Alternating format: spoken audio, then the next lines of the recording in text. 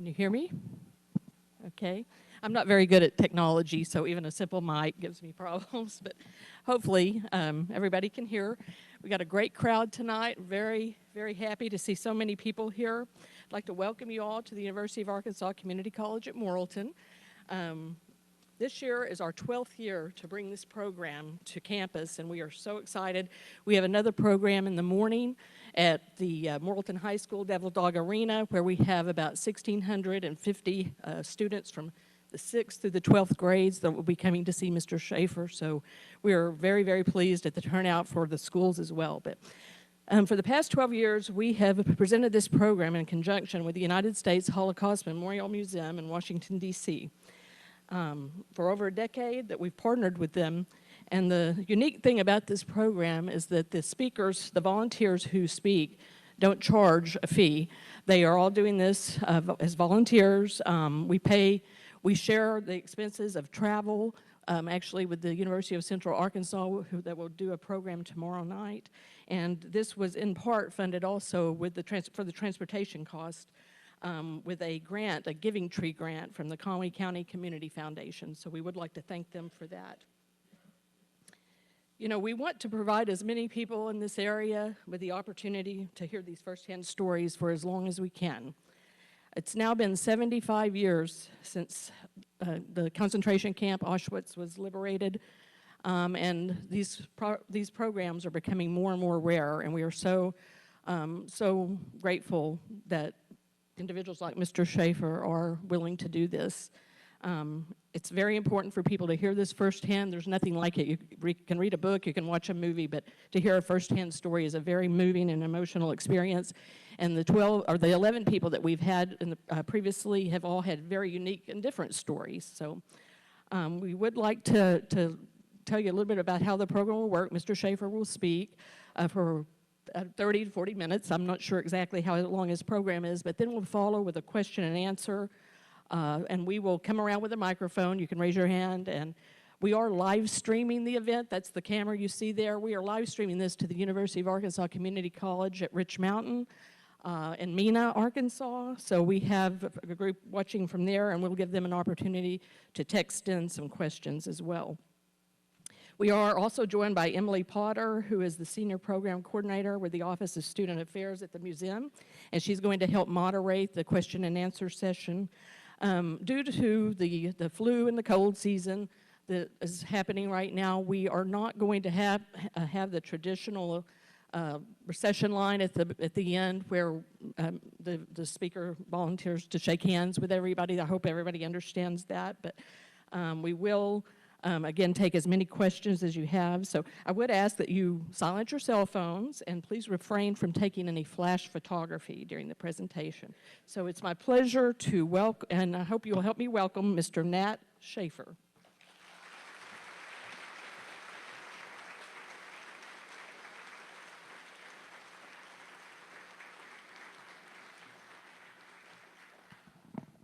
Thank you very much. I'm honored to be here tonight and share with you a little bit. Can everybody hear me? No.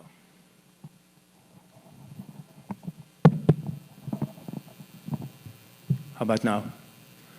I'm honored to be here tonight and share with you a little bit of my personal experience as to what happened to me and my family during the Holocaust years. Both my parents were born in small villages on the eastern part of Hungary. My mother was the oldest of 12 children, and my father was the youngest of 7. My mother's mother passed away at birth with her 10th child. Her father remarried, 2 more children arrived, and at age 14, my mother became the mother of 11 siblings. My father, on the other hand, decided in 1924, about a year after World War I was over, him and his 2 older brothers decided to move out from home and emigrate to Romania, which was further east. Both families knew each other because they were trading together. They were cattle traders. And although they lived about 10 kilometers away from each other, they really didn't know the family. They knew the parents knew what, because they were dealing with, they were doing business together. After my father decided to move to Romania, he and his brother decided to open up a large dairy farm, where the major client or the major customer was the Romanian army. They lived there for many, many years in peace and harmony with other farmers, Jews and non-Jews. It didn't make a difference for them at that time. The two older brothers were already married. He was the only single one. And when children were starting to come for the older two brothers, he decided it's time for him to get married. So the most logical place to find a bride was to go back to a village one came from. Match.com was not yet invented, so he had to go back to the village that he knew people and people knew him. And the way actually was done at that point, he went to a matchmaker. So my father in 1931 decided, at the end of 31, decided for him, it's time for him to get married. He went back to Hungary, contacted a matchmaker, and he said, I'm ready to get married, I'm looking for a bride. The matchmaker asked him, what do you look for a bride? What kind of a person are you looking for? He said, well, I'm looking for a pretty girl, somebody can cook, and somebody can take care of the children and educating the children. Today, that kind of request wouldn't go far. So the matchmaker decided I'll look for something, and then the next day, she came back to him and says, I think I found the right girl for you. She arranged a meeting between the father of the girl, and my father at the girl's home, where her father was questioning him about what he's doing, where he's doing whatever he was doing, what his future plans are, and so on. The girl, unfortunately, never got a chance to say a word. So after they left, an hour later, he told the matchmaker, says, is there a possibility of going out with a girl alone? And her reply was, no. So he said, but I tell you what, you can actually take her for a walk tomorrow or the night after, but I'll be your chaperone. And he agreed to that. So about 2 days later, he went out in the village for a walk, and she was watching him from behind. And they were talking for about an hour or so. And then he brought her back home, and he asked her if he can see her again. And she said yes. And 2 days later, they had another date, per se. Again, they went for a walk, and after that, he came back and was thinking for a couple of days, and he went back to the matchmaker, and he said, yeah, that's the girl I'd like to marry. So the two fathers got together with the bride and the groom. They decided what dowry each one will give and so on. So after everything was arranged, they decided to get married. But a week later, they were married. So it wasn't a long courtship. In the Jewish religion, after you get married, you have 7 days of inviting people, guests, to come to your house to wish the bride and groom happiness. And after the 7 days was over, my father took whatever things that my mother had to take with her. Then they took a horse and wagon to the big city. And from the big city, they took a train back to Romania. It was my mother's first trip on a train.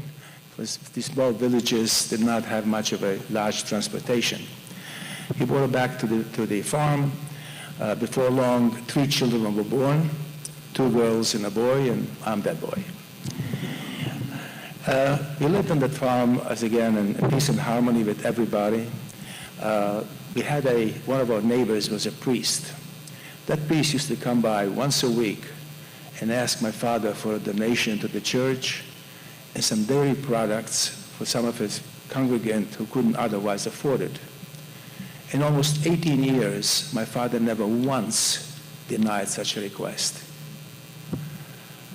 We grew up, every time we saw the priest coming, because our house was up on a hill and open field, and every time we saw the priest come to our house, my mother would send us 3 out, go greet the priest, ask him about his health, wish him a nice day, and something to have respect for an elder person and somebody of the cloth.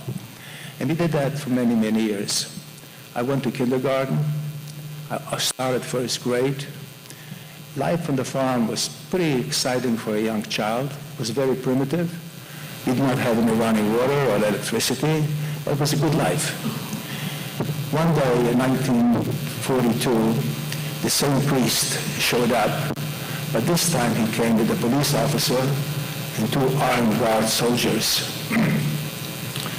When we saw what happened, he came with all these people. We didn't know why, so Olga went out from the house and met him.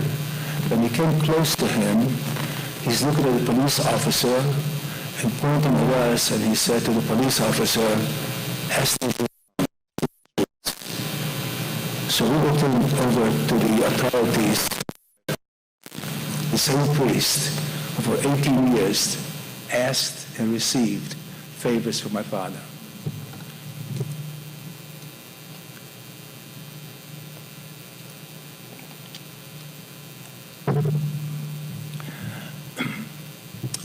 The police officer told us that we have 4 hours to vacate the farm because we are being relocated to the outskirts of the big city of Yash. My father tried to argue with him a little bit. He said, look, I've known since you were born. I know your family. Can't you forget about this particular order? He says, no, I'm sorry, I can't do that. My mother tried to reason with him. She told him, look, this is our home. Our children were born here. That's the only home we know. It didn't help. And when mother realized that things is not going to work well, she started crying because she already knew pretty much where we were headed. Because in 1941, a ghetto was established in the outskirts of the city. So at this point, if she realized she cannot convince the policeman otherwise, she asked all the 3 of us children and my father to come into the house, and we realized, what can we take? All we were able to allow to take was 1 wagon and a horse, plus the 5 of us. You can't take much. So we realized what we need to do is take the most necessities that we need. First of all, whatever money we had in the house, whatever jewelry my mother had, any kind of valuable things religious-wise. And then she started taking things that she knew that we will need. Blankets, pillows, cooking utensils, things like that we will need. After the 4 hours were over, the policeman said, time is up, and it was time for us to leave. So we were escorted from that point to the ghetto of Yash. Once we arrived in the ghetto, we were turned over to the ghetto authorities, and we were told that to go out. We received 1 room in a house that already had 4 other families, and we were told to unpack whatever valuables, whatever things we brought with us, and come back to the police station. That day, many Jews arrived in the ghetto. They gave us an hour to come back and to unload whatever we had. We came back to the police station and we were given the information what we can and cannot do. Most of the things we were not able to do. And one of the things they told us is that while you're here, our guest, these are the rules. Well, we didn't wish to be their guests at that point. One of the rules were that everybody, it didn't make any difference what his profession was, will do manual work, man and woman between the ages of 18 and 50, and anybody else between the ages of 12 and 16 would do other jobs what children could do, but primarily the man and the woman who were at that age.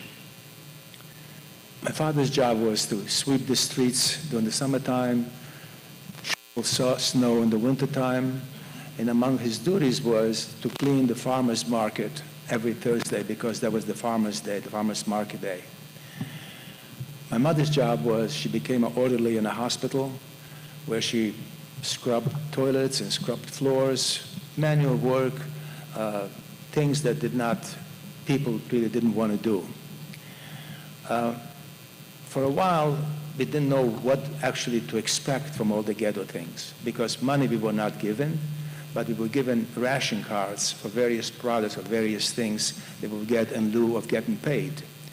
And some of the ration cards were for bread, and each person from the family received a quarter of a loaf of bread every 2 days, and 5 liters of kerosene that helped us for heating and cooking. To receive these rations, we had to actually walk out of the ghetto area. Now, as some of you probably know, there were many ghettos established by the Nazis and their collaborators. Some of them were closed ghettos, and some of them were open ghettos. A closed ghetto was surrounded by a wall and barbed wire. Open ghetto was open, but except you could only walk around within a perimeter of so many streets. And there was our ghetto was an open ghetto. In addition to that, they also immediately gave us a big star, Star of David, a yellow star with the word Zhidan on it that we had to wear constantly to be identified as a Jew. To be able to receive these rations, we had to walk out of the ghetto. And since my father and mother both had manual jobs, my father told my older sister to go out and get our rations of bread. After I found out that some of these hooligans were picking on Jewish girls, he decided, he was afraid of my sister, he decided from that point on he would send me out. At this point, I'm 7 years old, and the same hooligans that picked on Jewish girls also picked on Jewish boys. Many times I came home beat up, bloody face, but that never hurt as much as when these hooligans also took away my bread, which meant for the next 2 days we had nothing to eat. When my mother realized for the first time this happened, she also realized that this could happen again. And from that point on, she actually took off a portion of the bread. She took away a ration from our own rations. So when we got the first time, we got that loaf and a quarter of bread for all the 5 of us, she took off a slice. The next time we got bread, she had 2 slices until she accumulated an entire loaf of bread. And when these hooligans took away my bread again, at least we had something to eat. This went on for a while. One day, my father was cleaning the market area. An old farmer that my father helped many, many years when there were droughts. He helped him with cash for his seeding for his crop. And he always remembered that my father was always dealing fairly. And he came over to him and he said, "I'm really sorry to see you in the condition you are. Here you are, we knew you were well-to-do, and here you are cleaning the market of the cow manure and horse manure. That really breaks my heart. Is there anything I can do for you?" So my father didn't hesitate and said, "Yeah, some extra food would help us a lot." So he said, "I'll see what I can do." The next week, when he came back to the farmer's market, that farmer said, "I'll tell you what we decided to do. A few farmers got together, and we're going to help you with some extra food, and here's how we're going to do that." He said, all the farmers get together Wednesday night on an open field. At midnight, they all leave together as a caravan to the market area to sell their products. This caravan passes the outskirts of the ghetto between 2 and 3 o'clock in the morning. Why don't you be outside at a certain point that he told my father where to be? There's a little church, and it's kind of hidden a little bit, and you can wait behind the church and watch out for the last 3 wagons. That's where we're going to be. The next Thursday, my father went out between 2 and 3 o'clock in the morning. Now keep in mind that anybody caught outside the ghetto between 2 and 3 o'clock in the morning meant only one thing. The person tried to escape or tried to run away. That would be punishable by long prison term, or worse than that, he could have been shot. But he took a gamble because he figured if that's the case where he can get extra food, so at least we can save ourselves a little bit, he took that gamble. That morning he went out, waited behind that little church. The caravan came forward. The last 3 wagons faked a little break, and before you know it, one of the farmers threw a certain package on the area where my father was kind of hiding behind. When they left, my father looked around to make sure there was no police around, and when he realized everything is clear, he took that package and came back to the house, to the room that we had. That morning, when we all got up, my father showed us what he had. And in that package, there was some eggs, there was some potatoes, some cheese, my mother was very upset with him, and because he took a gamble like that. My mother was the reasonable person in the family. She always weighed things. Does it pay to do what you want to do? Anyway, after she realized what my father wrote back, she kind of forgave him in a way. From that point on, every Thursday, he would go out and wait for the caravan to come. She did not stop him. She always told him, just be careful. For a while, things worked out okay because we had not enough, but a good amount of food to eat. Not only that, but we also had more that we can actually trade. Each ghetto had a black market. People were taking chances and leaving the ghetto and bringing back products that were needed in the ghetto and with inflatable prices. So when we had too many potatoes one week, we will trade that for something else. So everybody would go in and trade in the black market. The police kind of were paid off by these black marketeers, so they kind of didn't really care if people trade in the black market. But in the same token, if somebody was caught with contraband, he would immediately arrested. So to do so, my father, whenever we had something to trade on the black market, he used to take me along with him. I would carry the contraband, and he would walk 20, 30 feet ahead of me, and he saw a policeman. He kind of motioned. He went off from the sidewalk to the street, meaning that I should hide somewhere, if possible, pretty quick. And that's what we did. We went to the area that people were dealing in the black market with things, and he told me, Nat, this man is not honest people, so don't ever deal with him. I never paid attention too much to what he said, but then later on in life I realized what he meant. Then one day we went to the black market area, and somebody offered us 4 potatoes for 2 eggs. And my father said no. I said, I'll let you know later. He came back to somebody else, and the same individual offered us 3 potatoes for the 2 eggs, and he took it. So I said to him, Papa, the other guy offered us 4. Why did you take 3? Because that was not an honest guy. See, today he might have given us a little bit more, but in general, he would probably not treat us right. So this went on for a while. When I realized that my father took a gamble in going out to help the family, I tried to figure out a way, what can I do, or what can I do as my part to try to save the family as well. So when we received rations for kerosene, we had to line up past 5 a.m. in the morning, line up at a kerosene station. And at that point, we waited outside in the cold or in the hot, depends on the time of the season it was, until the attendant would show up. He'd show up around 7:30. If it was wintertime, he'd walk into his booth and warm up and had some breakfast, and for us, waiting outside in the cold. One day, I decided to approach this individual and see if I can get something extra from him. His name was Grigori, and I'll never forget his name. Now, I said to him, Domino Grigori, I gave him the title of Domino. Domino is somebody, very educated person, you call Domino. The president of the country, you say Domino Presidente, so somebody really important. This individual, just to tell you my observation of him, was he was uneducated, lazy, and a drunk. So this is a combination of individuals. So one day I say to him, Domino Grigori, I'd like to help you out. I see you're sick. He probably had a hangover, but I see you're sick. Why don't you let me get the kerosene for you?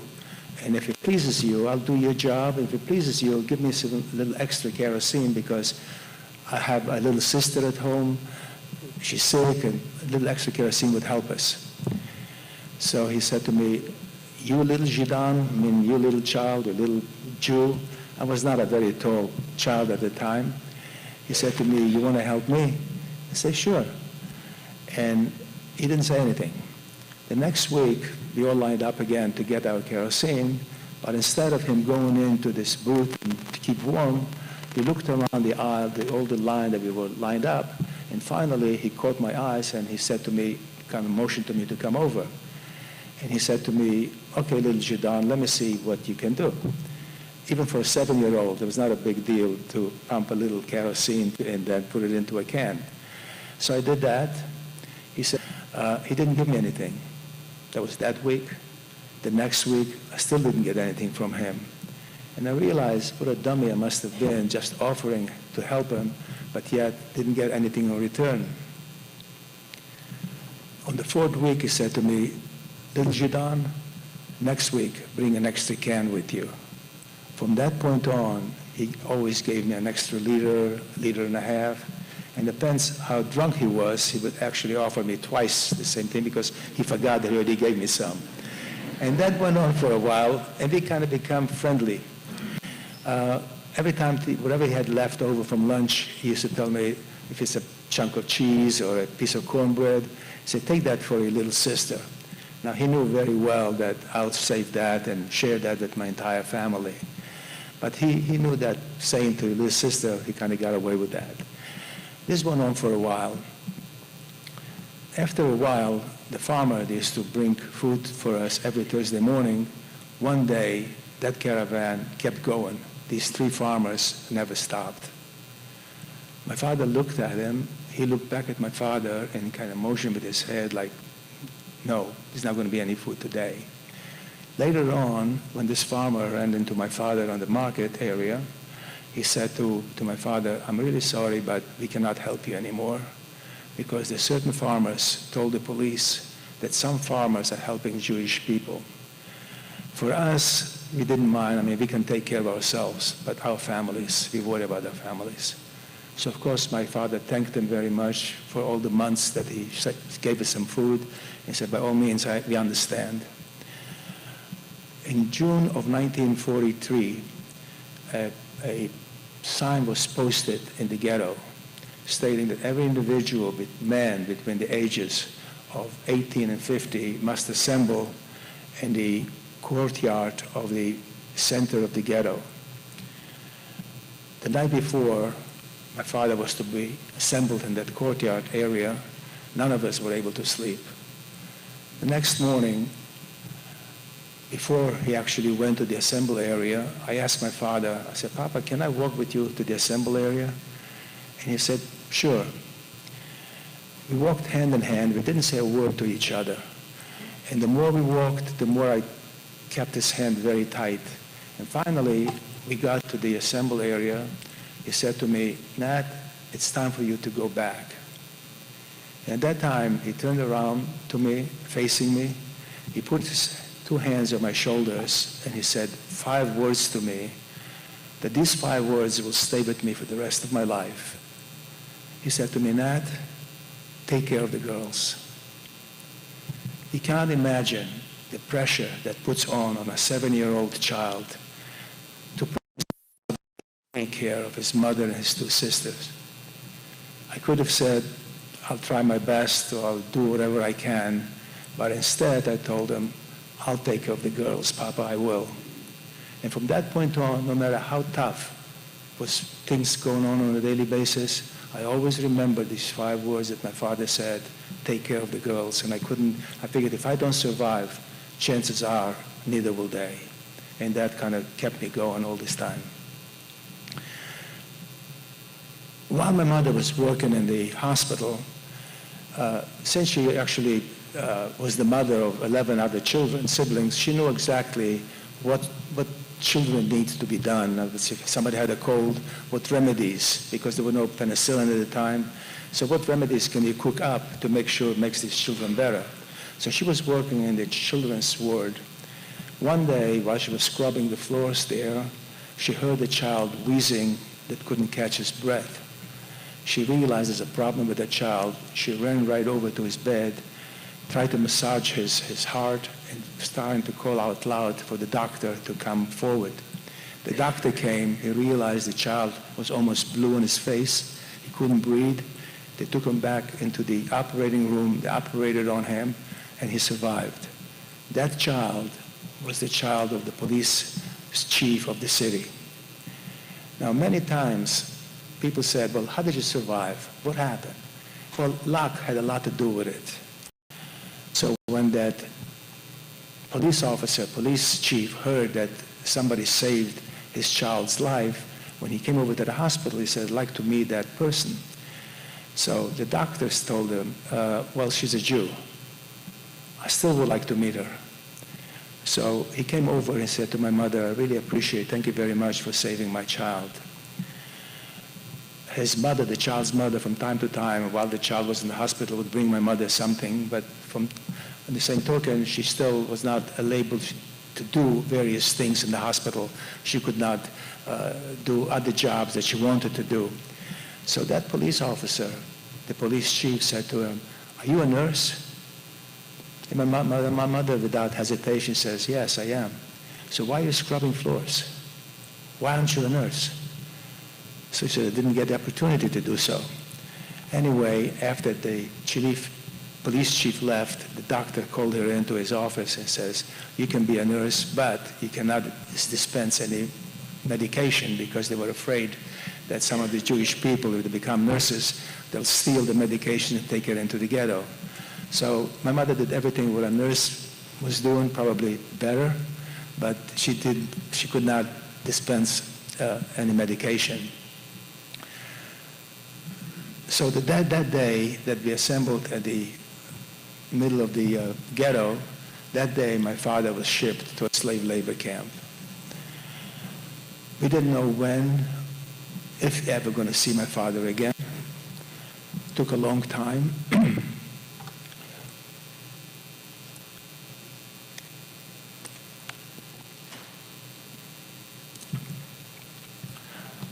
In the same token, I realized now that we lost all the farmers' food that we had, I decided to approach Domnul Grigori again. What happened was that a night before, I tried to find a shirt, a clean shirt. Since we did not have any closets in that room that we were given, we stored everything underneath the beds. I found a shirt. In the same token, I found a bottle of Slivovitz that my father had there. Slivovitz is for those who don't know, it's a plum brandy. And I decided to take that, and I had an idea what to do with it. So I came to the next morning to this Domnul Grigori, and I said to him, "I have a present for you." So I showed him the bottle of Slivovitz. Must have been good Slivovitz, I guess, because his eyes lit up. So he said, I said, "I have a present for you." And he said, "I suppose you want an extra kerosene for that?"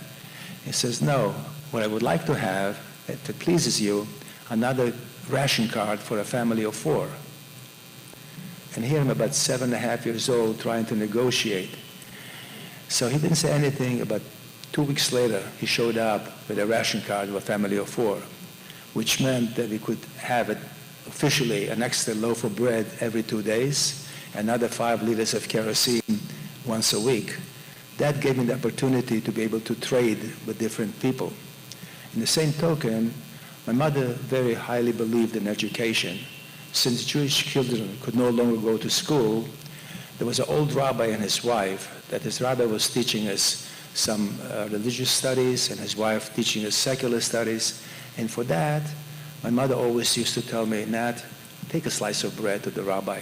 Give it to his wife. Don't give it to him. Give it to his wife. She'll know what to do with it." And every time we had something extra thing, we always took it to him. And he pretty much appreciated. He was an old man. In the same token, what happened to our family who were left back in Hungary, my grandparents, my uncles, my aunts, we know from history that the Nazis invaded Hungary in March of 1944. They immediately started to deport Jews from Hungary, Auschwitz-Birkenau. Between April 15 and July 9, 1944, 440,000 Jews were deported to Auschwitz. Among these 440,000 were 33 members of my family. They were my grandparents, my uncles, my aunts, my cousins. Most of them died. We don't know where or when. We only know the fate of 3. One, my grandfather, my mother's father, and 2 of his sons, or 2 of my uncles that were in Auschwitz at the end. My grandfather died of starvation a month before he was liberated.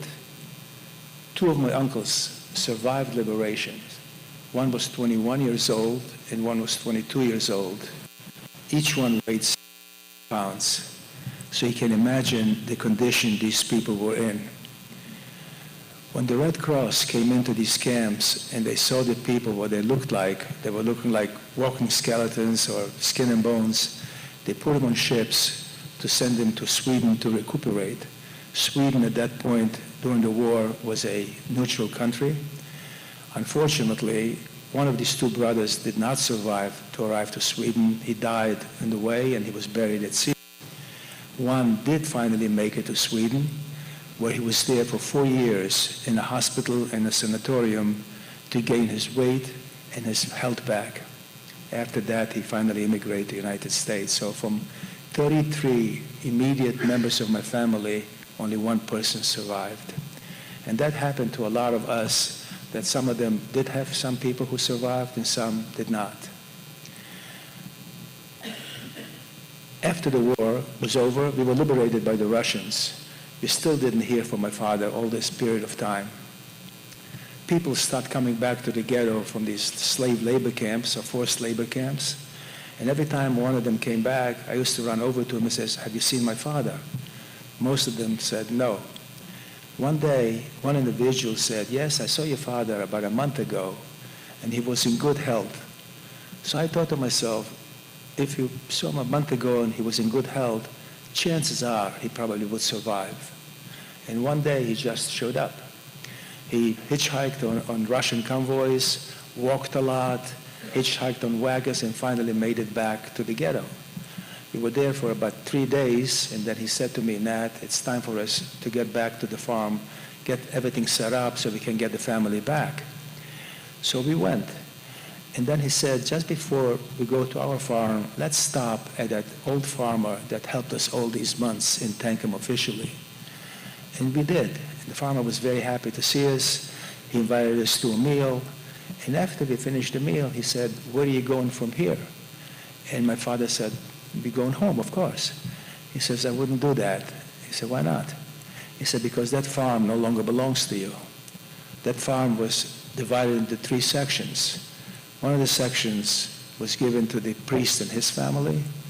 The other section was given to the police officer and his family. And the third section was given to the mayor of the town. Not only that, he said, "I wouldn't even go back there because your life is in danger." My father at that point took his advice and didn't go back. He came back to the ghetto and finally decided to contact this old farmer again. He says, "Well, since all I know what to do is farming." So that old farmer gave him 30 heads of cattle. He said, "Start your life again." And my father said to him, "Look, I don't know when I'm going to be able to pay you back." So that old farmer said to my father, "I'll tell you what you told me. Pay me back when you have it," which I think was very nice of him. In the meantime, that individual uncle who survived and made it to the United States, immigrated to the United States, came for a visit. Let me go back a little bit. So the war for us ended the end of 44, beginning of 1945. In 47, we realized there's no longer future for Jewish people in Romania, especially under the communist regime. So my father decided to apply for an exit visa, and the only country that accepted Jewish refugees from the Eastern Bloc, like Romania, was Palestine. We applied for a visa to leave. A month later, he came back, denied. So we applied again to leave. A month later, he came back, denied. Finally, my mother found out that the person who was in charge of giving out visas was the same police chief that used to be under a different regime, but now he became as part of the communist regime. So she went over, took my 2 sisters and myself, took us together, and we went over to his office. And she said to him, "You remember me?" And she said, "Yes. I saved your child. Now save mine." And from that point on, he said, "Why don't you come back in a week?" And we got a permit to leave in 1950. So we finally made it to Israel at that point, because Israel was established in 1948. We came back to Israel. I was in Israel for 10 years. I served in an elite unit of the Israeli army. Then I heard all the stories from my uncle, what a great country this America is, so he invited me to come and visit. I came and then finally decided to stay in this country. I became a citizen, and later on I got married. I have 5 children, 12 grandchildren. Each one of my children and grandchildren are named after one of these individuals who were murdered by the Nazis. My 2 sisters did the same thing. So at this point, that's a little bit of what happened to me during that period of time. And if we have time, I'll be happy to answer some questions. Thank you very much for listening.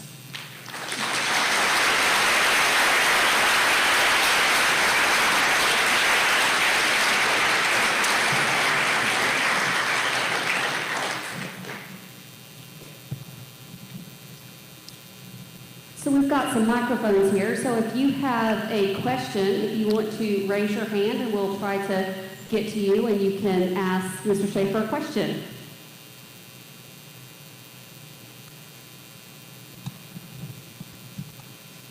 Mr. Shaffir, I was just wondering about your parents. Did they stay in Israel? What happened to them after the fact? Can you tell us? Yeah, they remain in Israel, and my father passed away at 91, and my mother passed away at age 90.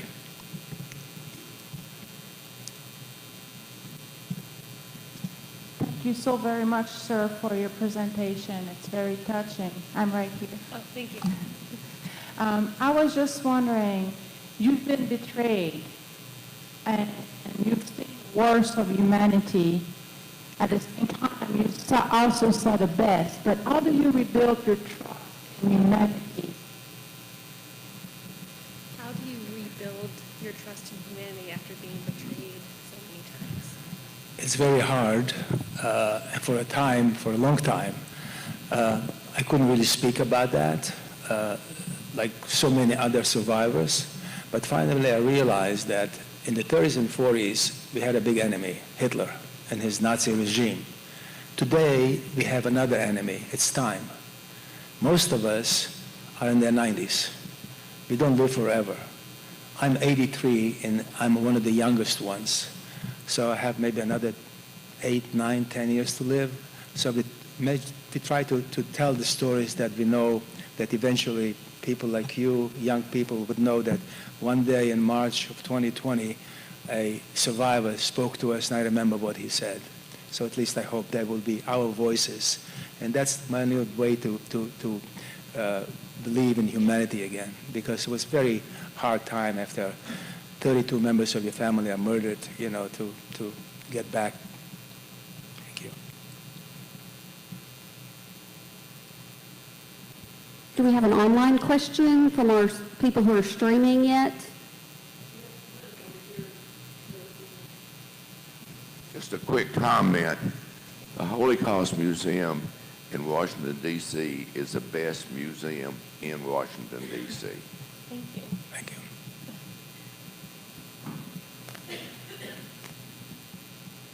So after you got to the United States, what was your profession? What have you done since then?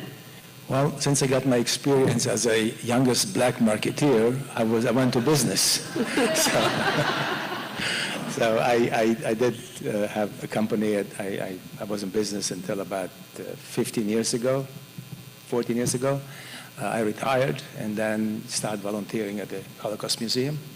And that's pretty much takes away a lot of my time. I do a lot of gardening, among other things, and things like that. So.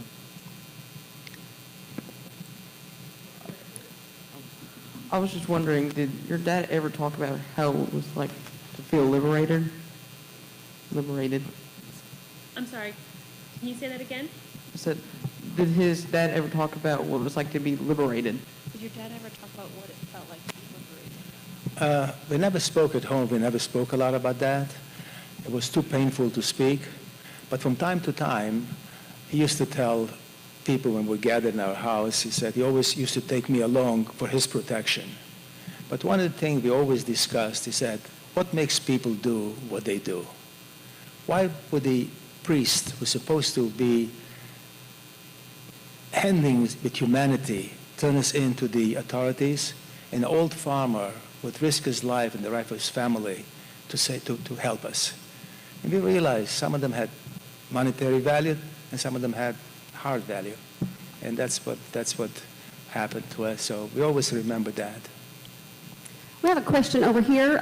What happened to your sisters? What happened to your sisters? One of my older sister, they all went to Israel at that point. My older sister remained there all these years.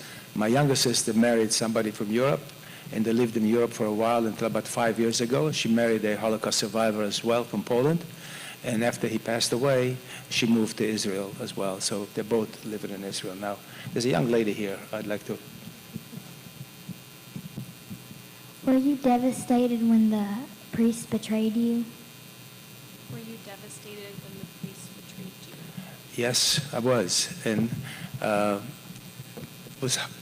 some people ask me, did you ever forgive him? No, I didn't. I couldn't. I can't. But one thing that I'm sorry that I did not do, and it was too late, I did not thank this Domnul Grigori properly. Because after the communists came into regime, they switched things around, so he must have gotten a job somewhere else. And that's the only time that I really felt bad that I did not come to him and say, because I felt that he was a friend of mine at that point. So that's the only time, but thanks for the question. So after the priest did that, what did that do with your relationship towards God? After you were betrayed by the priest, what did that do to your relationship with God? There were two kinds of people as far as religion was concerned. Some of them strengthened their religions. Some of them lost their religion completely. In my case, it strengthened my religion because I figured if God let me survive or let me live, there was a reason for that. So my religion got more stronger. Other people said, well, if God did allow to do things that was done to my family, there is no God. So you can weigh that both ways. You can see some people did strengthen their religion and some lost their religion. Okay, I've got one question. How did the farmer that was talking to your father, how did he know what happened to y'all's old farm? And the farmer that helped you all, how did he know the farm had been divided? Well, there was a small community, and then they realized, when we were away, we were in the ghetto for 2.5 years, so somebody had to work these farms. And in the small community, everybody knows everybody else, and they heard about that. I thought y'all had went farther away. Oh, how close were the farms to? The whole area, it's called Buchim, it was a farm community. Our farm was one of the largest ones in that community, and there was a lot of smaller farms. So I don't know in hectares how big there was, but it was quite a large farm. And the community itself was strictly all farmers in the area. Have you ever been back to the old homestead or had a desire to go back there? Or is it just painful? Both. It was very painful, and there was no happy memories to go back to. I almost did go back about 4 or 5 years ago. My oldest son is a colonel in the reserve now. He served with NATO, and he was in Macedonia one time, which is not far from Romania. And he said to me, he called me, he said, Dad, why don't you fly in to Macedonia and we'll rent a car and we'll go out and see where you were born and where you went through. And I said, let me think about it. And after 2 days, I said, I can't do that. Neither did my sisters. And that not many people did go back to these things. There was one old individual person that we knew that went back, and he said to me, Nat, there's nothing there. And everything was bombed, the city was bombed. So, and then again, the memories were so bad that we didn't want to go back, and I still don't want to do that. It's just so hard for us to understand how bad it was. And none of us have ever been through or probably will go through anything like that. And so it's just hard to understand the pain and everything that went on back then. Well, think about waking up in the morning and you're hungry, going back at night and you're hungry. And then laying in bed because you're so hungry you can't fall asleep, and just listening to your mother cry for the safe return of my father and his health. So these memories you can't erase. So that will stay with you for a long, long time. Thank you. You said you were 7 or 8 years old, 9 years old when you went to the ghetto. Were you able to connect with other children your age at that time, or how was that set up? Well, most of the children my age were actually stood behind. We were cleaning stables for the regime and waiting in line for bread. So we actually had some, I wouldn't say friends, but other kids that we knew. And most of the times we tried to stick together because these hooligans that were picking on Jewish boys were afraid pretty much to pick on 4 or 5 individuals. They would pick on one individual they would pick, but otherwise they were bullies.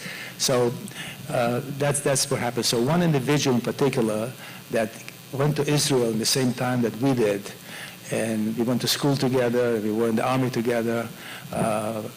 So that's only one individual from that point that I remained friends for a while. Can you tell us your idea about what we can do to not let anything like this happen again? You can speak out. You can't remain silent because you need to take a stand. You cannot remain neutral either. Either you take a stand or you don't take a stand. But if you take a stand, because if you remain neutral, only the perpetrator benefits from it, not the victim. So speak out. So whenever you go to church, tell them about it. Whenever you go to school, tell your friends about it. That's the most important thing, and never remain silent. Right here. You said that one reason that you kept on going was because your dad said to protect your mother and your sisters. Was there any other reasons that you felt the need to keep on going? Before my father left, or he was taken from us, he always used to tell me, Nat, it's not going to get easier. It's going to get more difficult, but never give up. And from that point on, this motto kind of helped me in life a lot. I mentioned earlier, about 5 months ago, last August, I climbed Mount Kilimanjaro. And I realized it was hard for an 83-year-old to do that. But then I realized my father's saying, Nat, don't give up. And then that helped me get to the summit. So at 83, I was the only, thank you.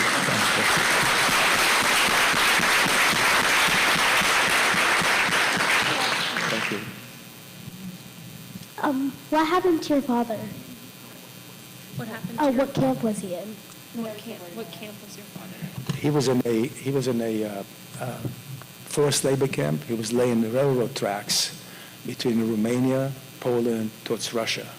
So that was very hard work, working 16, 18 hours a day with very little food.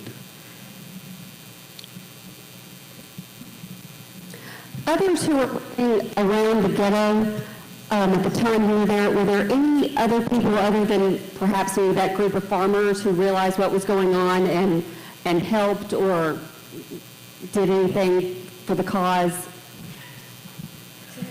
Yeah. Obviously, there was no television or radio or newspaper. The news that we got, we never heard about what happens in different parts of the world. We heard that a lot of Jews are being killed, especially in Poland, but we really did not know to what extent until after the war, until we found out what happened to our family. So we found out from people that were either mingling with other farmers that would come in to sell their products, and we heard about what happens to atrocities that were committed in different countries.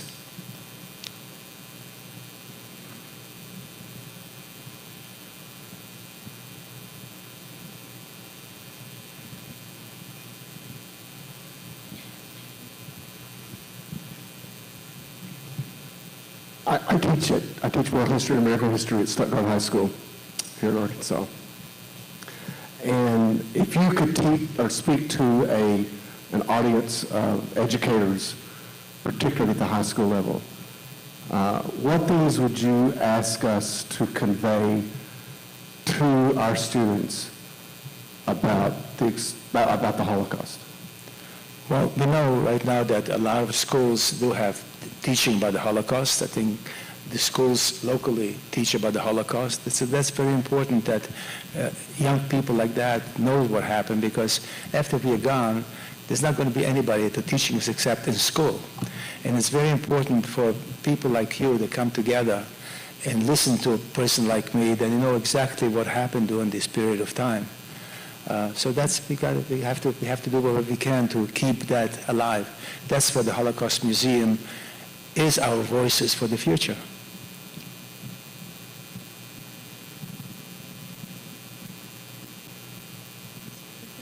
So what is your opinion and what are your thoughts on Adolf Hitler and what he did during the Holocaust? What is your opinion and what are your thoughts on what Adolf Hitler did during the Holocaust? Obviously, it was not a nice thing. Things like this, history has a chance to repeat itself. You know, we saw other Holocausts happening. Cambodia, for instance, take a look, where 25% of the total population were killed in 1975. So at that point, we didn't learn anything about it. But today, thanks to the Holocaust Museum, we realize the signs when things like this is happening. We don't wait until it actually happened. So we try to do something about it. And the Holocaust Museum is doing a lot about to make people aware of what's happening in different parts of the world. Do we have a question over here?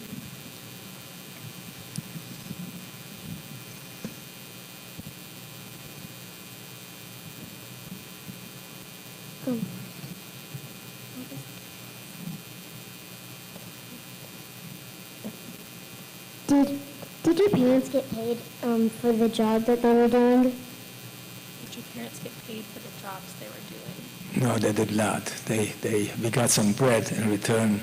But thanks for asking. How old are you? I'm 8 years old. Do you know much about the Holocaust? What happened? No. No.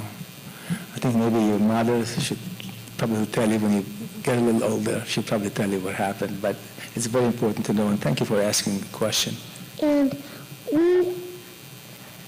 when you knew that your mother was a nurse, were you happy to hear that she got to be a nurse?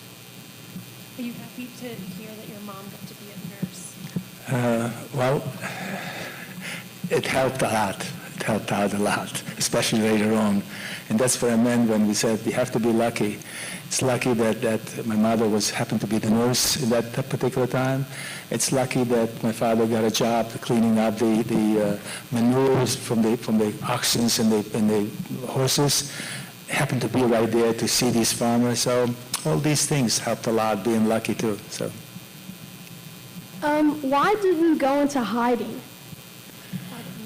Well, first of all, we lived so far out of the normal stream of the population, we didn't think it's going to hit us as much as it hit other places. And there was no place to hide because most of the people knew exactly where the Jews lived. When we came to the ghetto for the first time, our names were put on a list, our gender and our ages. So people even could have run away from the ghetto. But if an individual ran away, they would retribute against his entire family. So there was no place to go because most of the countries at that point were invaded by the Nazis, or the collaborators have done the same work for them. So we couldn't go anywhere. And you couldn't just leave anytime you wanted. I know this is a childish question, but I've always wanted to know. They gave you a star to wear.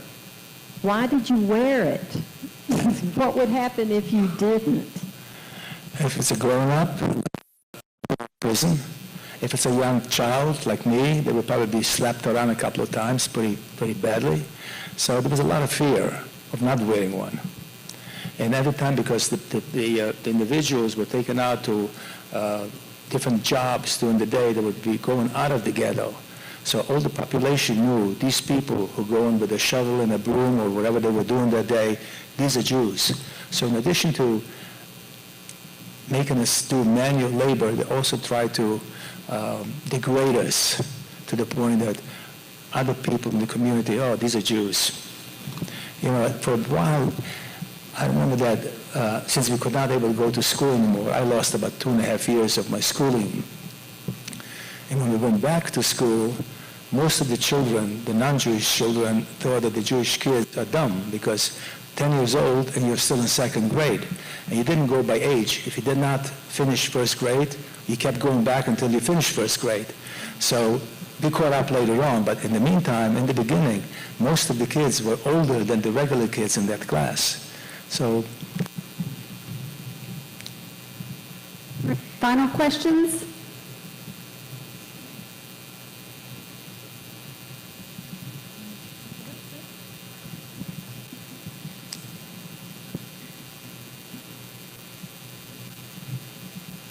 So you went from being free to being under fascist rule with the Nazis. What was it like whenever the Russians came and took over the ghetto? Was it an immediately good transition, or did it take a while for things to get better, or was it still rough under the communist rule?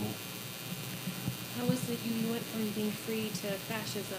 How was it going to Russian and communism? Well, if you know a little bit about communism, you know, it's pretty bad, pretty tough.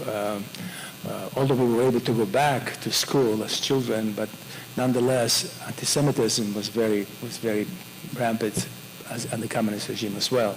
So there was not much. That's when we realized 2 years later, finally, that it's no longer a future for Jewish people. And many years later, you know, many people tried to leave Russia for that matter and couldn't leave for a while. Romania, for instance, Israel actually paid for individuals after the war was over, to pay for individuals to the authorities to let people out. So Israel purchased Jews in a way.